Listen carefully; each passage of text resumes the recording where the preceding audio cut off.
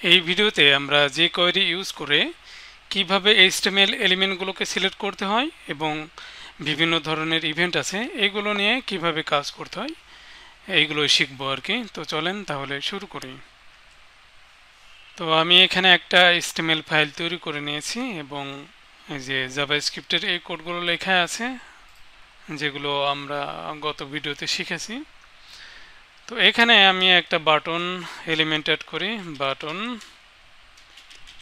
Click me, এটা add করলাম। এই বাটনটাকে আমি এবার সিলেক্ট করব jQuery দিয়ে। কিভাবে সিলেক্ট করব? সিলেক্ট করার জন্য jQueryতে প্রথমে $সাইন নেবেন, তারপরে ফার্স্ট ব্র্যাকেট, এর ভিতরে থাকবে সিলেক্টর। তো সিঙ্গেল অথবা ডাবল কোটেশন নিতে পারেন, কোনো সমস্যা নেই। তো যদি শুধুমাত্র ট্যাগ নেম ধরে সিলেক্ট করতে হয় তো ট্যাগের নামটা দিবেন। মূলত আমরা CSS এ HTML এলিমেন্টগুলোকে যেভাবে সিলেক্ট করি ঠিক সেভাবে এখানে সিলেক্ট করতে হবে। তো ধরেন এই বাটনটা আমি এখানে সিলেক্ট করলাম, এটা হলো সিলেক্টর, এইটুকু। তো এটা সিলেক্ট করলাম। তো এখানে আমি এখন কি করতে যাচ্ছি সেটা ডট, সে অ্যাকশনটা এখানে দিয়ে দিতে হবে, যে কি হবে, কি কাজটা হবে সেটা দিয়ে দিতে হবে। তো আমি এখানে CSS কোড অ্যাড করতে যাচ্ছি CSS মেথডের মাধ্যমে। একটা কালার প্রপার্টি, তো এই কালারের ভ্যালু দিব হলো রেড, ভ্যালু দিলাম রেড। সেভ করি। এই যে দেখেন যখনই এটা লোড হচ্ছে তখনই কিন্তু এই কালারটা এখানে অ্যাড হয়ে যাচ্ছে।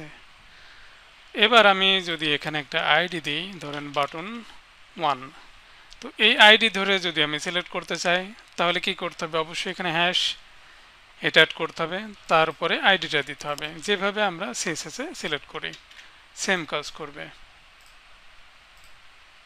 এই যে আবার ধরেন এখানে আমি একটা ক্লাস নেম দিই, ক্লাসের নেম দিলাম BTN। তো এই ক্লাস নেম ধরে যদি সিলেক্ট করতে চাই তাহলে কি করতে হবে? ডট, তারপরে ক্লাসের নামটা দিয়ে দিতে হবে। দেখেন এখানে সেম কাজ করছে। তো এইভাবেই সিলেক্ট করতে হবে, ঠিক আছে? যদি কোনো ডিবের ভিতরে কোনো ইউএল এলিমেন্টকে সিলেক্ট করতে চান এইভাবে সিলেক্ট করবেন। ইউএল এর ভিতরে ধরেন চাইল্ড এলআইগুলোকে সিলেক্ট করবেন, গ্রেটার দেন এইভাবে দিয়ে সিলেক্ট করবেন। এইভাবে সিলেক্ট করতে হবে যেভাবে আমরা CSS এ সিলেক্ট করি। তো আশা করি এইটুকু বুঝতে পেরেছেন। এবার আমি এই বাটনে একটা ক্লিক ইভেন্ট অ্যাড করতে চাচ্ছি। কিভাবে করব? তো বাটনটাকে আগে সিলেক্ট করতে হবে, আমি আইডি ধরে সিলেক্ট করছি। তো আইডি ধরে সিলেক্ট করলাম, কি ইভেন্ট অ্যাড করব? ক্লিক ইভেন্ট, তাই না? ডট ক্লিক, ইভেন্টের নামটা দিবেন, তারপরে ফার্স্ট ব্র্যাকেট সেমিকোলন দিলাম। এখন এই যে এই বাটনে ক্লিক করলে কি হবে? ক্লিক ইভেন্ট তো আমি অ্যাড করেছি, ক্লিক করলে কি হবে সেটা বলে দিতে হবে এর ভিতরে। আমি চাইলে অ্যারো ফাংশন এখানে অ্যাড করতে পারি, জাস্ট এইভাবে একটা ফাঁকা করে নিলাম, তারপরে সেকেন্ড ব্র্যাকেট। এবার কি করতে চাচ্ছি? তো আমি ধরেন এটাই অ্যাড করতে চাচ্ছি, তো অ্যাড করে দিলাম। এবার আমি ক্লিক করি, ক্লিক করলাম। এই যে ক্লিক করার সাথে সাথে এই বাটনেই, যেই বাটনে আমি ক্লিক করছি সেই বাটনে এই কালারটা অ্যাড হয়ে গেল। যেই বাটনে আমি ইভেন্ট অ্যাড করেছি সেই বাটনে আবার কালার অ্যাড করলাম, তাই না? তো আমি এইভাবেও করতে পারি যে দিস, এই বাটনটাকে আমি ডাবল করে আর এখানে সিলেক্ট না করে জাস্ট দিস, দিস দিয়ে এই কারেন্ট এলিমেন্টটাকেই বোঝাচ্ছে যে এই বাটনে যখন ক্লিক করছে এটাই দিস। বাট এই দিসটা কাজ করবে না এখানে, কারণ অ্যারো ফাংশনের ভিতরে দিস কাজ করে না আমরা জানি। এই জন্য আমি এইটুকু কেটে দিব, দিয়ে ফাংশন রেগুলার এই ফাংশনটা এইভাবে লিখবো, তাহলে এবার কাজ করবে। ক্লিক করে এই যে দেখেন কাজ করছে। তো এখানে যাবেন, এখানে দেখবেন যে করে ইভেন্ট আছে এই পেজে যাবেন, অথবা সার্চ করবেন গুগলে। তো নিচে আসলে এখানে দেখেন যে ইভেন্টের নামগুলো আছে, এগুলো কিন্তু আমরা জাভাস্ক্রিপ্টেও করেছি, ওই সেম নামে ইভেন্ট আর কি এখানে অ্যাড হবে। তো আমি এখানে কিছু বাটন এখানে অ্যাড করে নিই। ধরেন এখানে আমি ডাবল ক্লিকের ইভেন্ট অ্যাড করব। এখানে আমি আরও 3টা বাটন অ্যাড করেছি এবং প্রত্যেকটা বাটনে আমি আলাদা আলাদা আইডি দিয়েছি। অবশ্যই আলাদা আলাদা আইডি দিতে হবে, না হলে হবে না।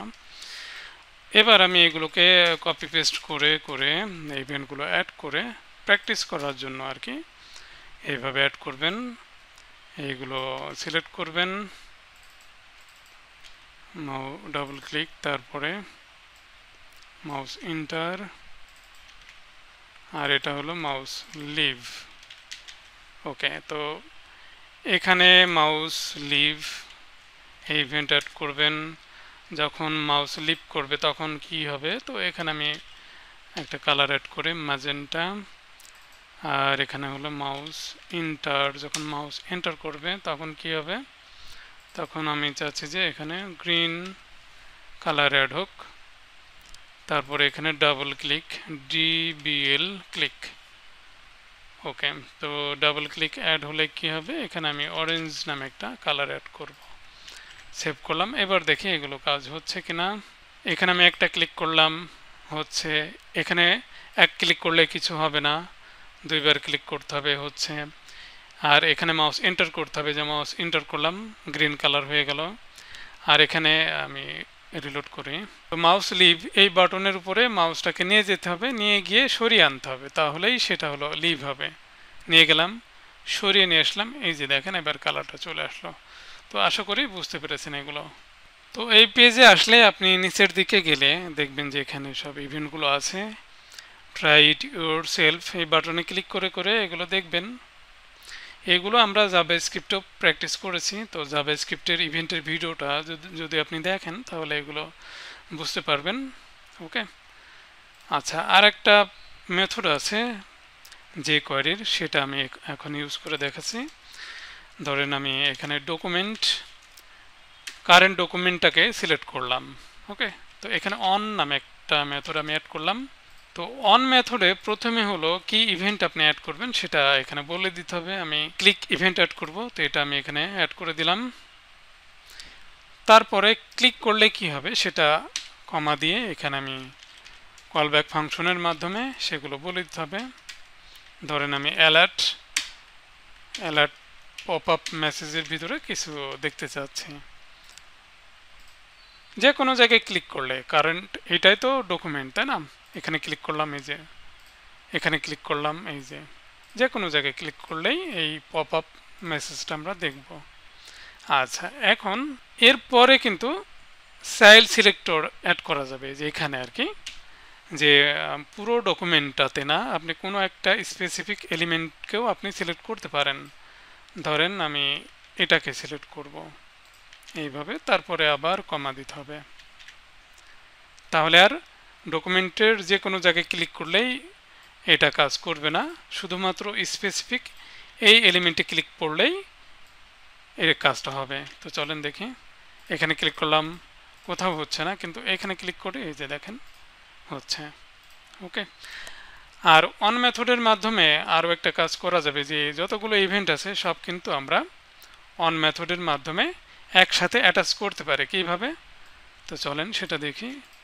আমি কপি করলাম, কপি করে এইগুলো কেটে দিতে হবে, এগুলোর কোনোটাই দরকার নেই, এইভাবে রাখলাম। এবার হলো সেকেন্ড, মানে কার্লি ব্র্যাকেট দিতে হবে।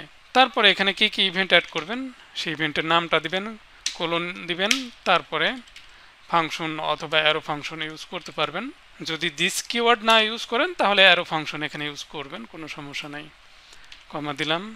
তো এইগুলো আমি সব অ্যাড করি, ফরম্যাট ডকুমেন্ট। তো ধরেন এখানে আমি ডিবিএল ক্লিক অ্যাড করলাম, তারপরে এটা হলো মাউস লিভ, তিনটা ইভেন্ট অ্যাড করলাম। এখানে আমি আরেকটা বাটন অ্যাড করি, নতুন করে আমি আরেকটা বাটন নিয়েছি, এর আইডি দিয়েছি হলো মাল্টি ইভেন্টস। ওকে, তো এটাকে এবার সিলেক্ট করতে হবে। তো আমি এখানেও সিলেক্ট করতে পারি, এইভাবে আইডিটা দিলাম, দিয়ে সিলেক্ট করলাম। ক্লিক করলে কি হবে সেগুলো তো বলে দিতে হবে, তাই না? তো আমি এগুলো এখান থেকে কপি করে নিয়ে আসি, কপি পেস্ট করলাম। ওকে, তো কালার রেড এখানে আমি কালার করে দিই হলো ম্যাজেন্টা, আর এখানে করে দিই অরেঞ্জ। এবার দেখি,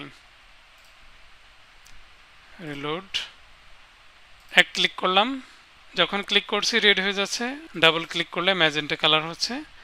আর যখন এখানে মাউস নেওয়ার পরে, মানে মাউস এন্টার করার পরে আবার যখন লিভ করছি তখন এই যে অরেঞ্জ কালার হয়ে যাচ্ছে। তো এটা ঠিকঠাক কাজ করছে। আবার এখানে চাইলে আমরা এই যে ডকুমেন্ট আগে যেমন ছিল এটাও রাখতে পারি, ডকুমেন্ট এইভাবে রাখলাম। তাহলে এখানে তো ইভেন্টগুলো আছে, তাই না? তো এখানে চাইল্ড সিলেক্টর অ্যাড করতে হবে, এর ভিতরে আমরা এটা অ্যাড করতে পারি এইভাবে, তাও কাজ করবে। এই যে এই যে কাজ করছে, দেখছেন?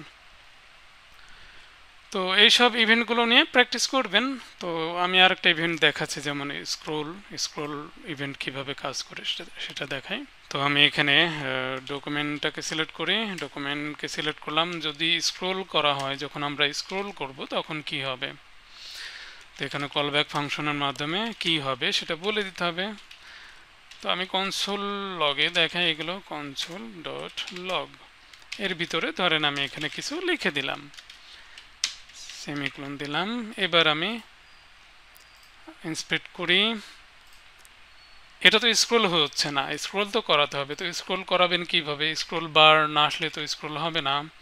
তো আমি একটা কাজ করতে পারি, বডি এলিমেন্টে এখানে স্টাইল অ্যাট্রিবিউটের মাধ্যমে প্যাডিং বটম প্যাডিং দিয়ে দিতে পারে একটু বেশি করে, 10,000 পিক্সেল দিলাম, তাহলে স্ক্রোল বার আসবে এবং স্ক্রোল আমরা করতে পারবো। এবার আমি স্ক্রোল করছি, যখন স্ক্রোল করা শুরু করব তখন কিন্তু এই যে কনসোল লগে আমি যেটা লিখে রেখেছি সেটা কিন্তু এখানে দেখাবে। তো আমি স্ক্রোল করছি, এই যে দেখেন এটাও এখানে শো হচ্ছে। ওকে, আচ্ছা। তো এখানে আমি একটা কাজ করতে পারি, যে কতটুকু স্ক্রোল হচ্ছে সেটা আমি এখানে দেখাতে পারি কিভাবে। তো কারেন্ট ডকুমেন্টটাকে এখানে সিলেক্ট করতে হবে। তো আমরা তো জানি কারেন্ট এলিমেন্টটাকে সিলেক্ট করতে হয় এইভাবে, যে $সাইন তারপরে ফার্স্ট ব্র্যাকেটের ভিতরে দিস এই কিওয়ার্ডটা ইউজ করতে হবে। এটা হলো যে কোয়েরিতে এইভাবে করতে হবে, কিন্তু জাভা স্ক্রিপ্টে কিন্তু $সাইন লাগে না, সেখানে আমরা শুধু দিস কিওয়ার্ড ইউজ করি, এটা আমরা জানি। তো এবার কি করতে হবে, এই দিস কি করলো, এই কারেন্ট ডকুমেন্টটাকে এখানে সিলেক্ট করলো। এবার এই ডকুমেন্টটা কতটুকু স্ক্রোল হচ্ছে সেটা আমি দেখতে চাচ্ছি। কিভাবে? স্ক্রোল টপ নামে একটা মেথড আছে, স্ক্রোল টপ, এই মেথডটা অ্যাড করবেন। শুধুমাত্র আমরা সাইজটা পাবো নাম্বারে। তো এর সাথে আমি একটা কিছু অ্যাড করে দিতে চাচ্ছি, px, এটা আমি অ্যাড করে দিলাম।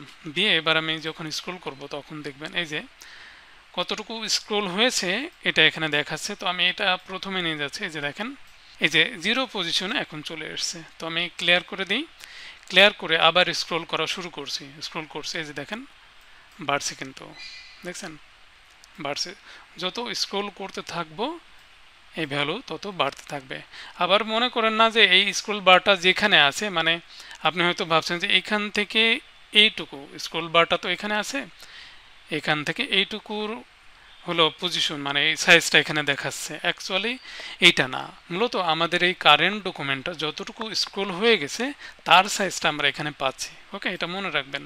তাহলে স্ক্রোল ইভেন্টটা কিভাবে কাজ করে এটাও আমরা দেখলাম। তো এইগুলো প্র্যাকটিস করেন, তো এরপরে আমরা এগুলোর প্র্যাকটিক্যাল ব্যবহার আস্তে আস্তে দেখব। ভালো থাকবেন সবাই, ধন্যবাদ।